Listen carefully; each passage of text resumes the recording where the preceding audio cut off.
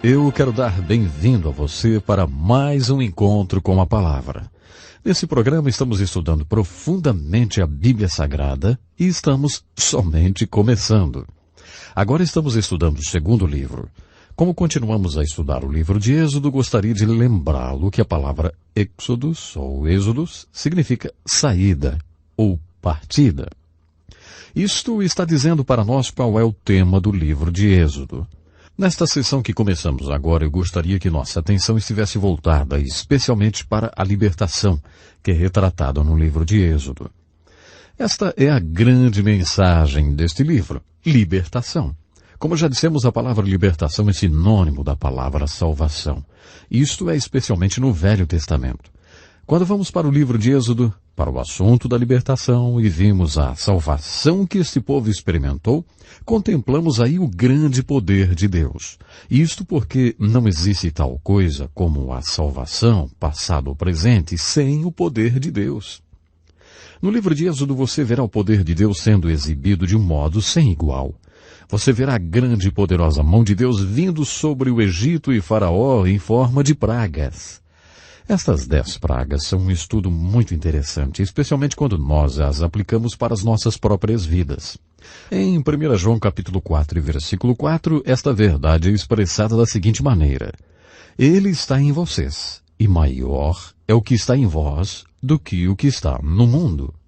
Ou podemos colocar da seguinte maneira: existe alguém em nossos corações que é poderoso e forte como nenhum mal nesse mundo. Esta é a aplicação devocional nesta mensagem das 10 pragas. Como você vê, a primeira resposta de Faraó sobre o pedido de Moisés e os anciãos de Israel para deixarem o povo ir foi ridicularizada. Depois de tudo isto, na verdade, parecia ser um absurdo. Um pequeno grupo de hebreus irem à presença de um faraó egípcio e eles saírem em liberdade total. Agora, a razão que eles dão para essa absurda demanda é mencionada várias vezes em seus registros. Aqueles anciãos, junto com Moisés e Arão, dizem para o faraó egípcio: olha, o Deus dos hebreus tem se encontrado com nós. Então deixe o povo ir, porque o que Deus nos disse dirá também a você. Eu acho que isso é realmente muito desafiador. Quando juntos adoramos ao Deus vivo e verdadeiro, eu realmente gostaria de saber se temos esta perspectiva, irmos para fora de um serviço de adoração e dizermos para as pessoas desse mundo: olha, nós temos somente nos reunido com o Deus vivo e verdadeiro, e isto é o que Deus tem para dizer para vocês. Eu penso que esta é uma excitante perspectiva. Esta foi a perspectiva com a qual Moisés e os anciãos se aproximaram de Faraó. E é claro, da primeira vez Faraó recusou. Isto é dito várias vezes nas Escrituras. Por exemplo, em Êxodo 7 e 13, também capítulo 4, versículo 21. Deus deliberadamente endureceu o coração de Faraó e dessa forma teria uma oportunidade para demonstrar o seu grande poder através das pragas que viriam sobre Faraó. Este é um conceito muito interessante. Na verdade, um problema teológico para alguns e filosófico para outros. Um problema do mal. E de onde veio o mal, hein? Qual o contexto dentro das funções que existem nesse mundo? Se Deus é um bom Deus, por que Ele permitiu o mal aqui? Se Deus é um poderoso Deus, por que é que Ele permite o mal? Penso que você vê nesse conflito entre Moisés, os anciãos de Israel e Faraó uma grande luta sendo travada. E esse grande conflito entre o bem e o mal é também retratado em outro lugar na Bíblia. O livro de Jó mostra-nos este mesmo conflito da seguinte forma: Deus permite o mal para estar nesse mundo. É como o joalheiro que exibe os belos diamantes contrastando com o veludo preto. Deus permite o mal nesse mundo porque esse mal dá a Deus oportunidade para demonstrar o seu grande poder, amor, graça e, claro, misericórdia. Se o mal não estivesse aqui, Deus poderia não ter a oportunidade de demonstrar todas essas coisas. Isto é o que vemos perfilado nas Escrituras. O mal serve ao propósito de Deus. Deus, que é Deus, permite que o mal existe. Deus é toda sabedoria. Deus sabe tudo sobre o mal. Com Deus está todo o poder. Deus poderia fazer alguma coisa para que não existisse mais o mal, se Ele quisesse. O fato é que não podemos ir para outro caminho a não ser que o mal existe no mundo pelo desejo permissivo de Deus. Por alguma razão Deus permite o mal. E analisando por esse caminho, concluímos que o mal glorifica a Deus. Aqui está uma ilustração de como o mal glorifica a Deus. Deus disse para Moisés: quando você for falar com Faraó, ele não deixará vocês partirem. Eu estarei endurecendo o coração de Faraó. E como resultado disso, ele estará completamente do lado oposto. Esta oposição dará a mim a oportunidade de demonstrar que sou o poderoso Deus, o único Deus na face da terra, que sou um Deus verdadeiro e vivo. Esta verdade é demonstrada quando as 10 pragas vêm sobre Faraó e o Egito. As pragas demonstram o poder de Deus para libertar. Através dessas pragas, Deus se inclinou sobre Faraó como um elefante e o foi sufocando, até Faraó finalmente deixar os filhos de Israel irem para a liberdade. No livro de Êxodo você pode também ver a grande verdade que poderíamos chamar de os princípios da libertação do poder do pecado e do mal. Existe um tremendo diálogo que acontece entre Moisés e Faraó nesta parte do livro de Êxodo. Como a Moisés somente interessa a libertação do povo de Deus e Faraó se recusa a deixá-los ir, as pragas estão vindo e são muito persuasivas.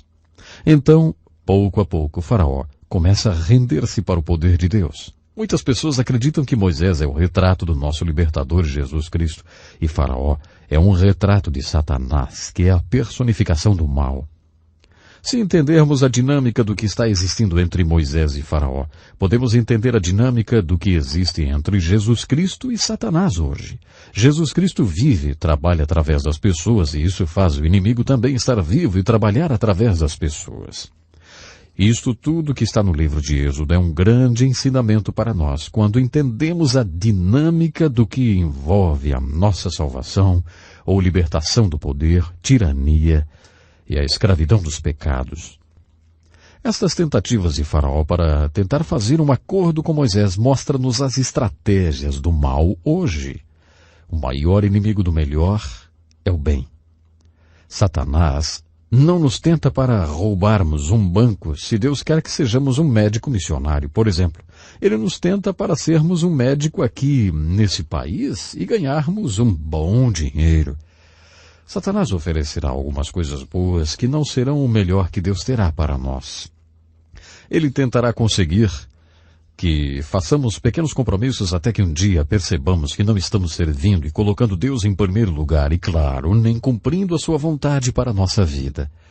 Moisés realmente nos mostra os princípios da libertação dessas tentativas de Faraó para conseguir fazer um acordo com ele.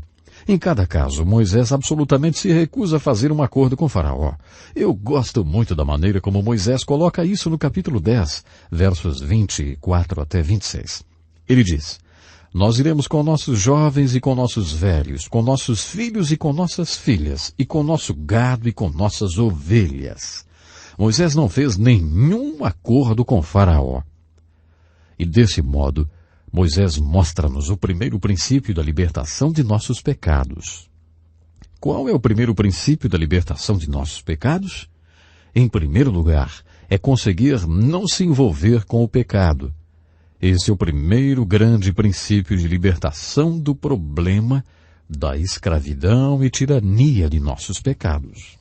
Temos que desejar ser libertos e ajudar a levar outros à libertação. Conheço um pastor que iniciou um ministério especial para alcançar homens de negócios. Através dos anos, uma vez por semana, num café da manhã com estudo bíblico, centenas de homens têm sido alcançados e libertados. Sim, libertos de todos os tipos de pecados. Muitos homens têm tido as suas vidas literalmente endireitadas. Muitos homens deixaram de ser infiéis à sua esposa. Um desses homens de negócios se aproximou um dia do pastor e perguntou: "O que eu farei?" E o pastor respondeu: "Você sabe muito bem o que deve fazer." Aquele homem tinha deixado sua esposa e estava vivendo com uma amante. Então o pastor foi direto na solução de seu caso, dizendo: "Deixe sua amante e vá hoje mesmo para casa, volte para sua esposa, para o seu lar, agora mesmo." Naquela mesma noite, o homem chegou para sua amante e disse que voltaria para sua esposa. A amante então sentou no seu colo, deu-lhe um grande beijo e falou: "Agora me diga, que você vai de volta para sua esposa? Quando ele veio para o café na próxima semana, contou-me o acontecido. Aí, ali no restaurante, ele bateu com o punho na mesa e disse: eu nunca tinha olhado tão bem para aquela mulher, a minha amante, como fiz naquele momento. Eu não a deixei, eu não voltei para casa. Sabe, o fato é que ele estava envolvido, profundamente envolvido. Não é fácil conseguir se libertar desse envolvimento. É exatamente por isso que o primeiro princípio de libertação é não estar envolvido. Nunca faça acordo com o pecado. Coexistir com o pecado é coexistir com um câncer. Então não faça acordo com o pecado. Isto é o que Moisés nos mostra quando olhamos para os princípios da libertação aqui no livro de Êxodo. Durante o conflito da Coreia, 7.190 homens americanos foram aprisionados pelos comunistas chineses e doutrinados. Antes da intervenção da China na Guerra da Coreia, todos os americanos feitos prisioneiros da Coreia foram executados. Os homens que os chineses capturaram esperaram o mesmo destino. Mas ao invés disto, eles foram cumprimentados com um sorriso, com um aperto de mão e com cigarros. Foi dito a estes prisioneiros que não se sentissem como prisioneiros, mas como estudantes. Eles foram doutrinados com a ideologia comunista por um período de 2 anos. 1/3 desses homens fizeram um trato com o inimigo e converteram-se ao comunismo. Um homem de nome Eugene Kincaid foi comissionado pelo Departamento do Exército para escrever sobre isso. O livro se chama Em Toda Guerra Menos Um. Como resultado do que aconteceu aos prisioneiros de guerra da Coreia, o presidente dos Estados Unidos da América naquela época, Dwight Eisenhower, reescreveu o Código de Conduta de todos os servidores públicos. Depois de reescrever esse Código de Conduta, o presidente disse para um dos seus assessores: ninguém precisou dizer-me quando era criança para não fazer nenhum trato com o diabo. Eu aprendi isso em casa e também na escola dominical, disse o presidente. Mas em nossos dias, parece que temos que realmente falar isso para as pessoas. Ei, não faça nenhum acordo com o diabo, hein? Como você pode ver, a estratégia de Satanás é que façamos um acordo com ele. O primeiro princípio da libertação é: não entre em pecado. Mas se você já está no pecado, como muitas pessoas estão, qual é o caminho para sair dele? Como ser liberto da escravidão do pecado? Essa é a mensagem do livro de Êxodo. Para sair da escravidão e tirania do pecado, você precisa de um grande milagre. Isto é o que o livro de Êxodo nos ensina. O livro de Êxodo retrata esses milagres belamente e alegoricamente. Penso que um dos primeiros milagres que encontramos é o milagre que você precisa se você realmente quer sair da escravidão e da tirania do pecado. Quando o povo atravessou o Mar Vermelho, esse milagre retrata o milagre da libertação. A travessia do Mar Vermelho é um dos maiores milagres da Bíblia. Este milagre representa a vitória. Finalmente o povo de Israel estava sendo liberto de Faraó. Mas há um porém. Pelo diálogo acontecido entre Moisés e Faraó, você pode saber que Faraó não estaria realmente deixando os filhos de Israel partirem. Faraó continua mudando de ideia e mudando de intenção. Primeiro ele diz: olha, vocês podem ir. Mas agora ele volta atrás. O fato é que quando as pragas aliviaram, ele simplesmente disse: vocês não podem ir. Quando os filhos de Israel são finalmente liberados e alcançam o Mar Vermelho, Faraó tem uma outra mudança no seu coração. Ele rapidamente reúne seu exército e ordena que os persigam. Isso mesmo. Tudo indicava que o exército de Faraó estaria fazendo uma grande matança. Este é um dos lugares na Bíblia em que ela nos mostra que há um tempo que é inconveniente orar. Moisés cai na real. Ele vê a nuvem de poeira do exército de Faraó, que está a caminho. Não existe nada atrás dos filhos de Israel, a não ser o Mar Vermelho. E não existe nada na frente, a não ser o exército de Faraó. E o que fazer então? Moisés começa a orar e então Deus diz a ele: por que você está gritando comigo? Por que você está orando?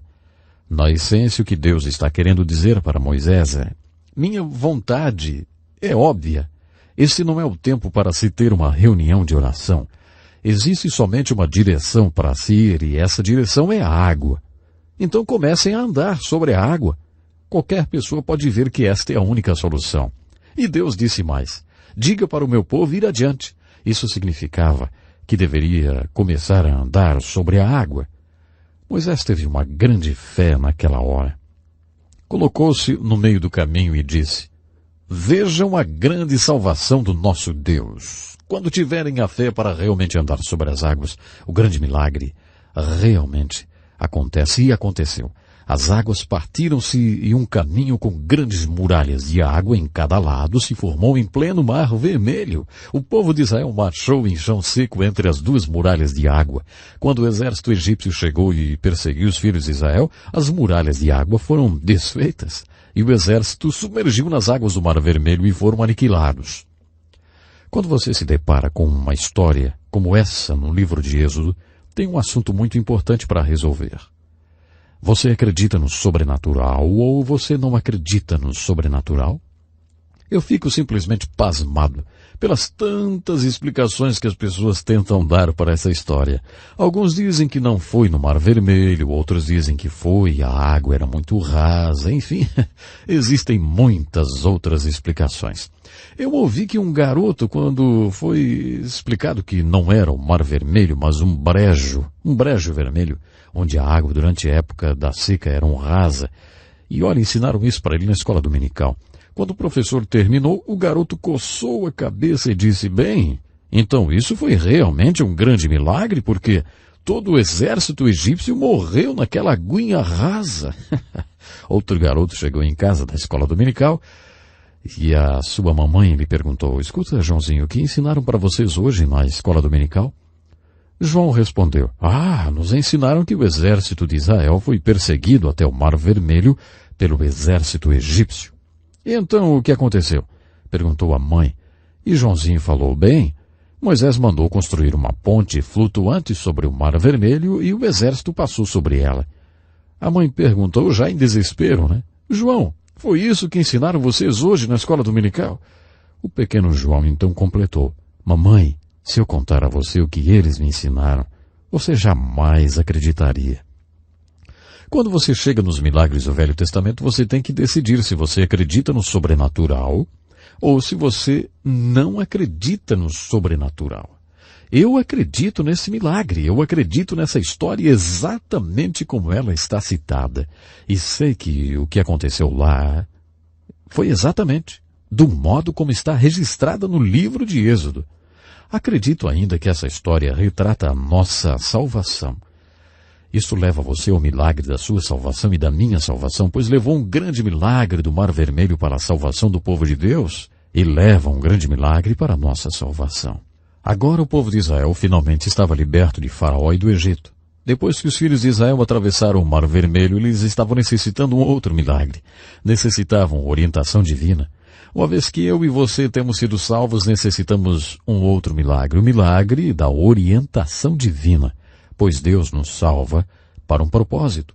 Paulo chamou esse propósito de a boa, aceitável e perfeita vontade de Deus. Paulo também nos diz que quando somos salvos, somos feitos criaturas de Deus em Cristo Jesus, chamados para o bom trabalho, a qual antes Deus ordenou que andássemos nele. Fato é que quando Deus nos salva, Ele o faz com um propósito tanto para esta vida aqui, quanto para a que virá. O propósito para esta vida aqui é descrito desse modo: trabalhamos? Exato. Trabalhos. Trabalhos o qual Deus antes ordenou que andássemos nele. Deus tem algo que Ele quer que você e eu façamos. Quando Deus nos salva do nosso Egito, nosso pecado, tudo está apenas começando porque Ele quer nos levar ao trabalho, ao propósito para o qual Ele nos tem salvado. Para isso acontecer, nós precisamos do milagre da divina direção, o que é belamente retratado no livro de Êxodo, através da nuvem que orientava os filhos de Israel de dia e a coluna de fogo que os orientava à noite. Este belo milagre é um retrato da divina direção dada a nós quando somos salvos.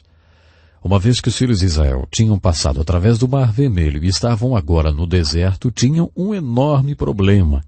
Moisés estava com um grande desafio. Cerca de 2 a 3 milhões de pessoas precisavam comida. E aí, você sabe alguma coisa sobre o ramo de serviço de comida? Você sabe quanta comida é necessário para alimentar um grande exército? O que os filhos de Israel iriam comer? O que iriam eles beber? Aí estava um outro enorme desafio para Moisés. Os filhos de Israel estavam tão estáticos sobre a sua libertação do Egito que nem lembraram-se de se preocupar com o suprimento de comida e bebida para sua jornada no deserto. Só lá, exato, só no deserto perceberam o grande problema. O que vamos nós comer e beber? Esta era agora a pergunta geral. Mas Deus, o grande Deus, veio outra vez de uma forma sobrenatural e supriu a necessidade deles. De manhã, quando se levantaram, existia uma substância branca que cobria todo o chão. Todos começaram a perguntar, o que é isso? O que é isso? Em hebraico, as palavras o que é isso se traduz maná. Daí nós derivamos a palavra maná. Então resolveram chamar aquela substância branca de maná, porque nunca chegaram a uma conclusão entre eles de como chamar aquilo. Somente se perguntavam sem parar, o que é isto que está cobrindo o chão? Logo, quando me casei, a minha esposa fez um pudim que eu não conhecia e eu disse a ela, maná, maná. O que é isso? Em hebraico. Agora, quando ela faz aquele pudim lá em casa, a gente sempre chama de maná. Este maná, Deus providenciou para os filhos de Israel e com toda certeza lá estava o alimento com todos os ingredientes nutricionais que eles necessitavam. De uma forma sobrenatural, Deus também providenciou codornizes e água para que seu povo pudesse estar totalmente alimentado no deserto. A provisão sobrenatural de Deus para as necessidades dos seus filhos retrata para nós outro milagre que nós precisamos. Isso nos leva além do milagre da salvação.